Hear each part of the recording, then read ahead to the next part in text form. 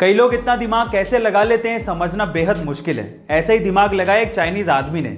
उस बंदे ने एक फ्लाइट का फर्स्ट क्लास टिकट खरीदा जिसके साथ में वीआईपी लाउंज का एक्सेस और उसका खाना एब्सोल्युटली फ्री था। अब उस बंदे ने क्या किया ध्यान से सुनेगा।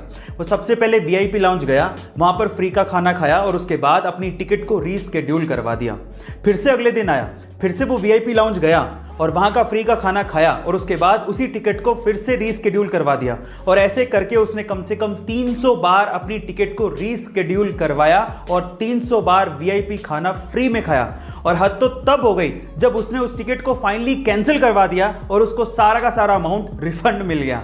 हद हो गई। गाइस, आपको इस बंदे के दिमाग के बारे में क्या कहना है कमेंट सेक्शन में जरूर लिखिएगा। धीरूभाई अंबानी ने आखिर इतना पैसा कमाया कैसे, वो इतने अमीर बने कैसे? क्या इसके पीछे की वजह जानते हैं? इसके पीछे की सबसे बड़ी वजह थी उनकी रिस्क टेकिंग कैपेबिलिटी, उनका रिस्क उठाना।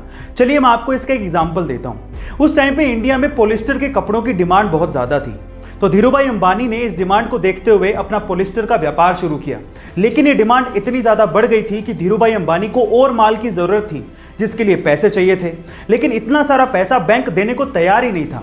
इस वजह से धीरूभाई अंबानी गए सीधे लोगों के पास और उन्हें कहा कि आप लोग मेरे बिजनेस में पैसा लगाइए, अगर नुकसान हुआ तो वो मेरा, लेकिन अगर फायदा हुआ तो वो सबका होगा।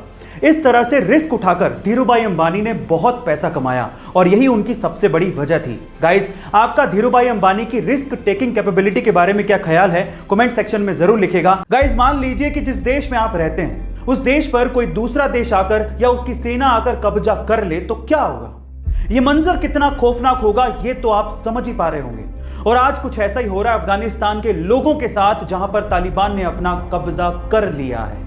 पर सवाल यह उठता है कि अफगानिस्तान की सेना आखिर कर क्या रही थी? उन्होंने तालिबानियों को अंदर आने कैसे दिया?